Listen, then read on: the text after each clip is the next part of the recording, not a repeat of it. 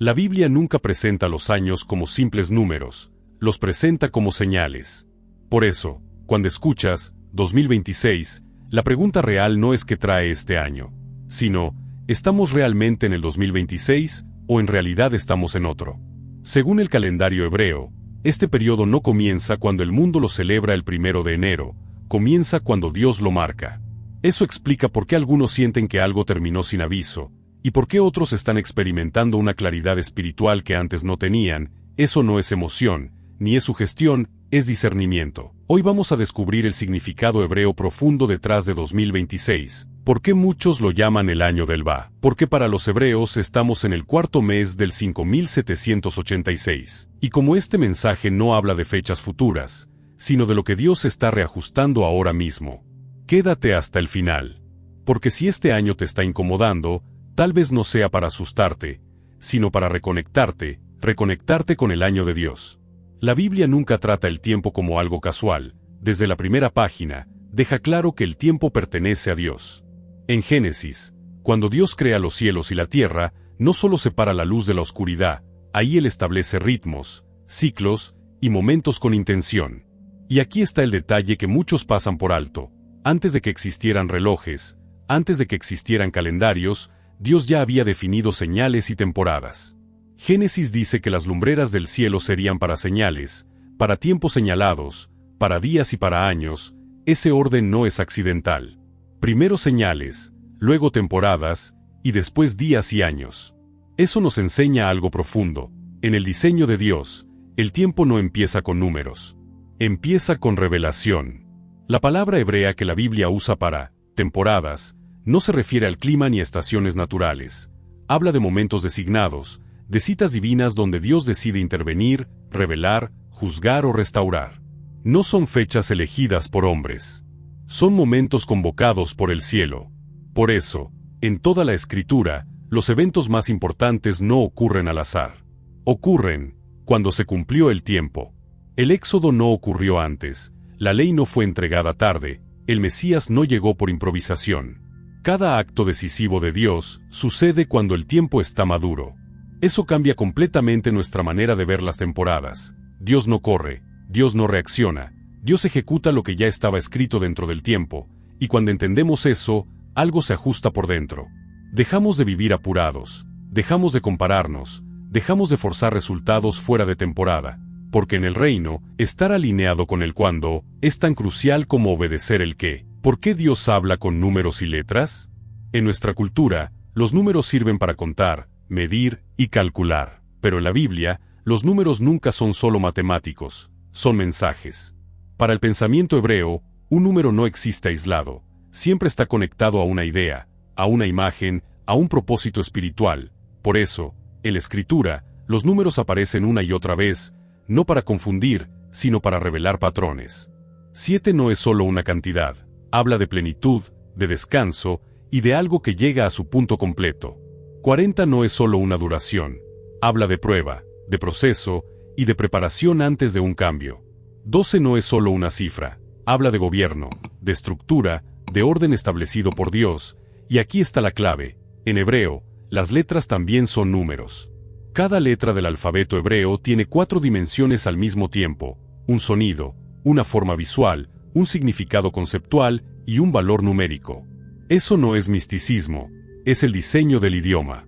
Cuando Dios decidió revelar su palabra en hebreo, eligió un lenguaje donde número y significado son inseparables, donde escribir una palabra también comunica una cantidad, y donde escribir un número también comunica una idea. Nada está puesto al azar, ni las genealogías, ni las repeticiones, ni las cantidades. Cuando Mateo organiza la genealogía de Jesús en grupos específicos, no lo hace por conveniencia literaria, lo hace para comunicar identidad. Cuando Apocalipsis repite números, no lo hace para crear miedo, lo hace para entrenar discernimiento, porque los números trascienden culturas, los idiomas cambian, los imperios caen, pero los números permanecen. Por eso Dios habla con ellos, no para que adivinemos el futuro, sino para que entendamos la temporada. ¿Qué significa realmente el año hebreo 5786? Cuando escuchas año 5786, puede sonar lejano, antiguo o irrelevante para la vida moderna. Pero en la Biblia, Los años no se entienden por cómo suenan, sino por lo que cargan. El calendario hebreo no nació para organizar imperios, nació para recordar pactos, por eso no comienza con reyes ni gobiernos, comienza con la creación. Cada año hebreo no es solo una cuenta acumulada del tiempo, es una combinación específica de letras que comunica el carácter espiritual de esa temporada. En otras palabras, Dios no solo permite que un año exista, permite que diga algo, y aquí está lo importante. 5786 no es una cifra arbitraria, es un mensaje escrito en lenguaje antiguo, pero dirigido a corazones actuales. Por eso algunos sienten que esta temporada no se parece a las anteriores. No porque el mundo haya cambiado tanto, sino porque el enfoque de Dios cambió. Cada transición fuerte en la escritura va precedida por una señal silenciosa, algo se cierra, algo se ajusta, y algo se vuelve incómodo antes de alinearse. El año 5786 no viene a anunciar eventos espectaculares, viene a exponer conexiones, a mostrar que está unido a Dios. En el pensamiento hebreo, un año no se escribe primero con números, se pronuncia con letras. Eso significa que antes de ser contado, el tiempo es hablado. El año hebreo 5786 se representa con 4 letras específicas. No fueron elegidas por estética, no están ahí por tradición, cada una comunica un movimiento espiritual distinto. Juntas, no forman una predicción, forman un proceso. Estas letras no describen lo que la gente hará, describen cómo Dios está trabajando. La primera habla de identidad y pertenencia, la segunda de purificación y presencia, la tercera de voz y alineación, y la cuarta de unión y restauración. Son 4 movimientos, pero un solo mensaje. Esto es importante, porque muchos intentan entender los tiempos buscando señales externas, eventos, cambios visibles, pero la Biblia muestra que Dios siempre empieza desde adentro. Primero marca, luego refina, después ajusta la voz, y finalmente, reconecta. Ese orden no es casual, es misericordia, porque Dios no reconecta lo que no ha sido limpiado, no restaura lo que no ha sido reconocido, y no une lo que sigue dividido internamente. Estas letras describen una temporada donde Dios no está agregando más actividad, sino quitando interferencias. Una temporada donde no se trata de correr más rápido, sino de volver a estar bien conectado, y aquí está la clave, este mensaje no es colectivo primero, es personal primero. Antes de verse en sistemas, se siente en corazones. Por eso algunas personas están experimentando presión, otras, claridad, y otras, un silencio incómodo que no pueden explicar. No es castigo, es diagnóstico. Las letras del año no vienen a acusar, vienen a revelar, y ahora que tenemos el mapa completo, vamos a entrar letra por letra, para entender que está trabajando Dios, y donde está pidiendo nuestra atención. La primera letra que define este año es Tab, y eso no es un detalle menor. Tab es la última letra del alfabeto hebreo. Eso, por sí solo, comunica algo importante, cierre, cumplimiento y confirmación. En el lenguaje bíblico, Tab representa una marca de pacto, una señal que indica pertenencia, no acción, sino identidad.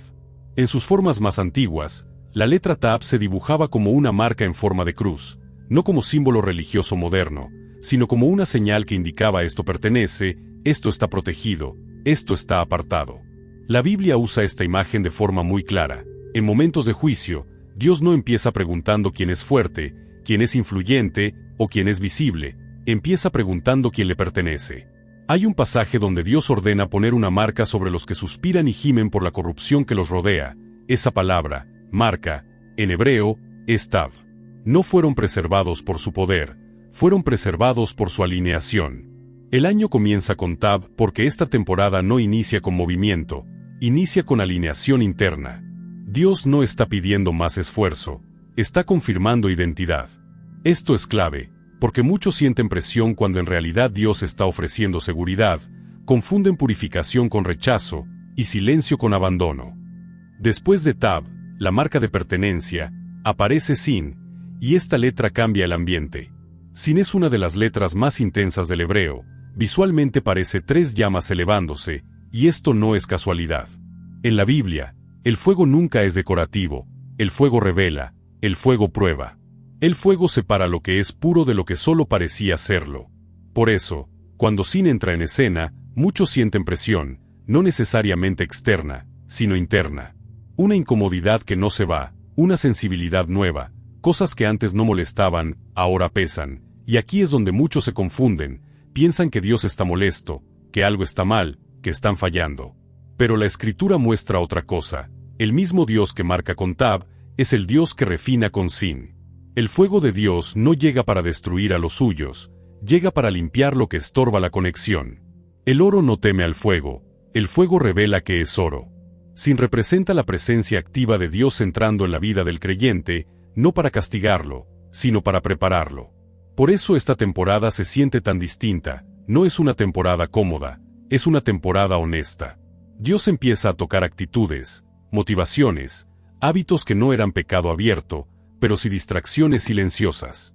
Y algo importante, si no aparece antes de Tab, primero Dios afirma pertenencia, luego permite el proceso. Eso nos protege del error más común, pensar que la presión significa rechazo. No, la presión indica presencia. Cuando Dios se acerca, lo que no le pertenece empieza a sentirse fuera de lugar. Por eso algunos sienten que esta temporada quema, pero no consume. Es Dios diciendo, no te estoy perdiendo, te estoy preparando. Y una vez que el fuego hace su trabajo, algo más ocurre, la voz comienza a alinearse. Después del fuego de Sin, aparece P. Y P significa boca. No solo lo que se dice, sino desde dónde se dice. En el pensamiento bíblico, la boca no es un accesorio del cuerpo, es una extensión del corazón, es la voz que revela alineación. Por eso, en la Escritura, hablar nunca es neutral.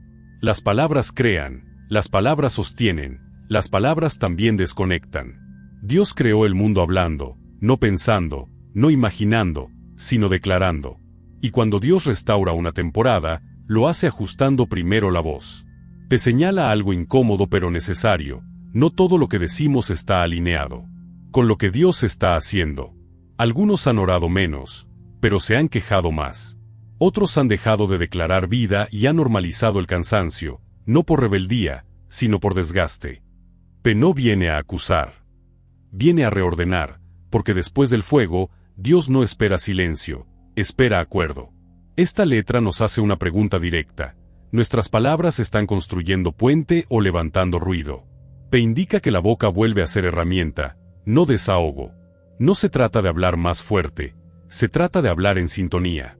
Porque cuando la boca se alinea con el cielo, algo se desbloquea en el espíritu. La Escritura dice que la vida y la muerte están en poder de la lengua, eso no es metáfora, es principio espiritual. Por eso P nunca es la última letra, es la antesala, porque una vez que la identidad está clara, el fuego ha purificado, y la voz ha sido alineada, entonces llega el momento de reconectar lo que fue separado. Después de identidad afirmada, después del fuego que purifica, después de una voz realineada, llegamos a Va. Y aquí todo se conecta. Va es una letra pequeña, fácil de pasar por alto, pero en hebreo, es una de las más poderosas. Su significado literal es clavo, gancho, conector. Va existe para unir lo que estaba separado, lo que quedó inconcluso, lo que perdió continuidad. En el hebreo bíblico, Va es la letra que conecta frases, ideas y tiempos. Une pasado con futuro, promesa con cumplimiento y causa con consecuencia. Sin Va, las oraciones quedan fragmentadas, y sin conexión, la vida espiritual también.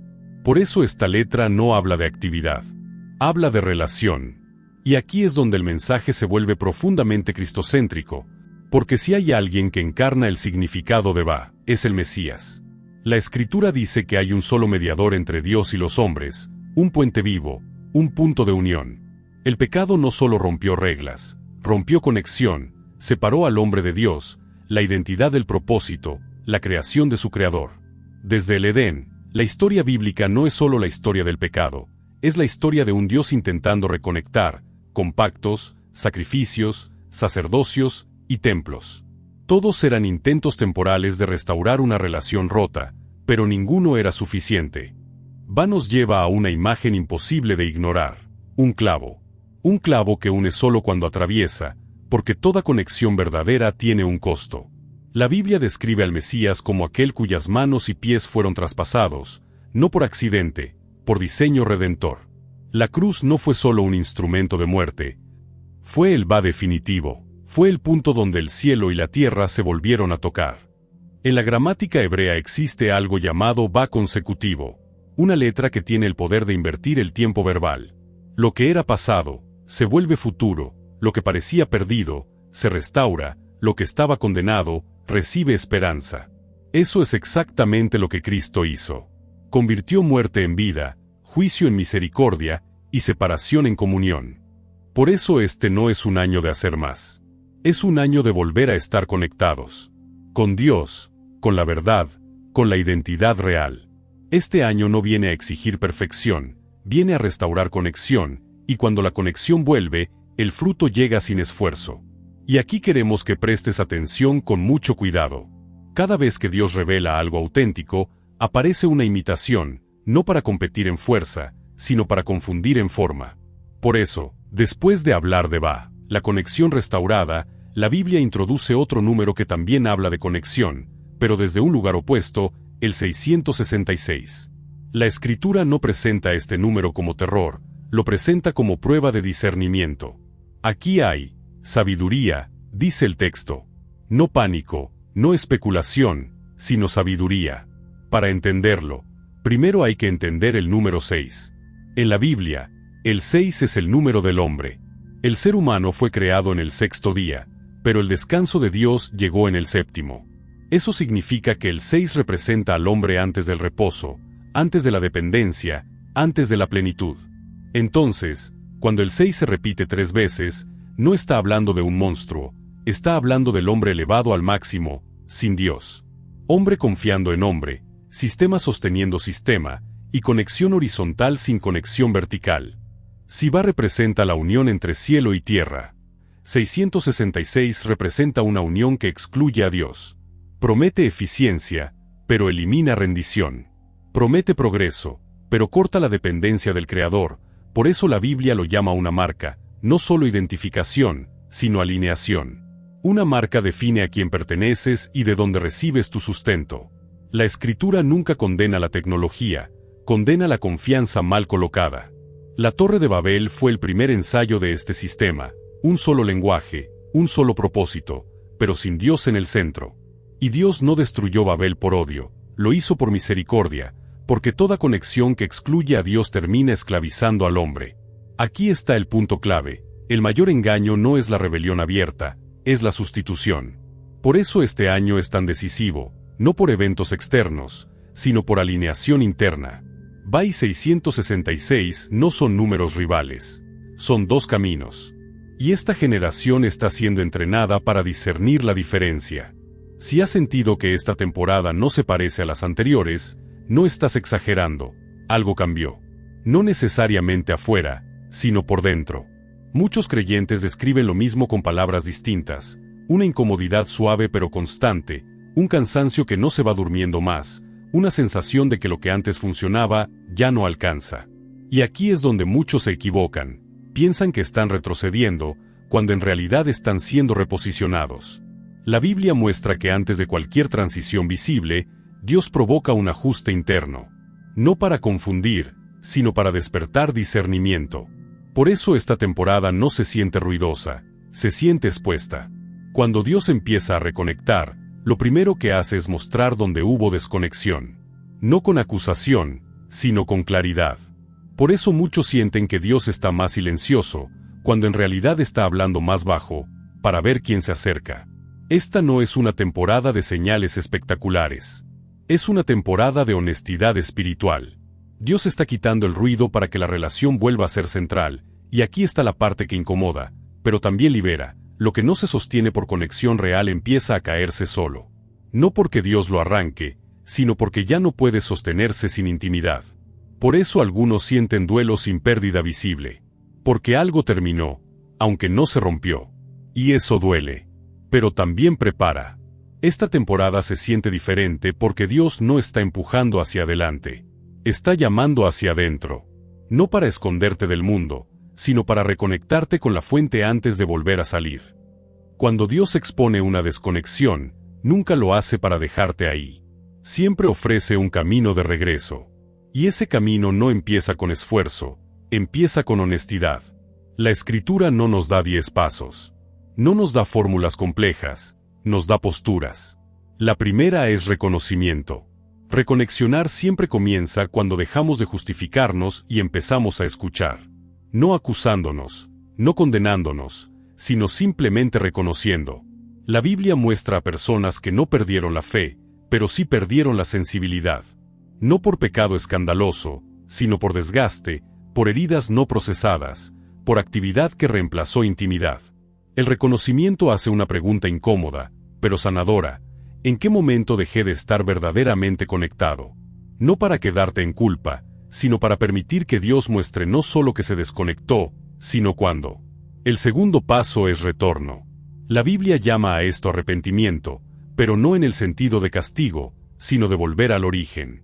Arrepentirse no es odiarse, es redireccionarse.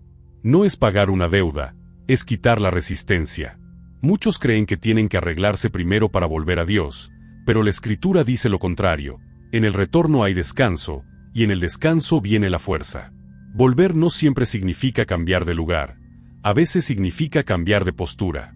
Y el tercer paso es permanecer. Aquí es donde muchos fallan, porque reconectarse es hermoso, pero mantenerse conectado requiere constancia. Permanecer no es visitar, es habitar. No es buscar a Dios solo cuando algo duele, es caminar con Él cuando todo parece estable. La conexión no se sostiene por momentos intensos, sino por presencia continua. Por hábitos simples, por oración sincera, por una relación sin espectáculo. Y aquí está la verdad silenciosa. La reconexión no ocurre cuando haces más, sino cuando dejas de huir. Dios no se alejó, la fuente nunca se secó, solo había interferencia.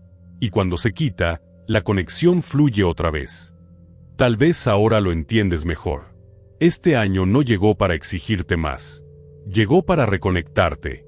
No para empujarte hacia adelante a la fuerza, sino para llevarte de vuelta a lo que nunca debiste soltar. La marca sigue ahí.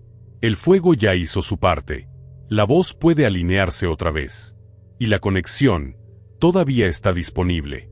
Dios no está lejos, nunca le estuvo, solo había ruido, interferencia, sustitutos de conexión que parecían suficientes, hasta que dejaron de serlo.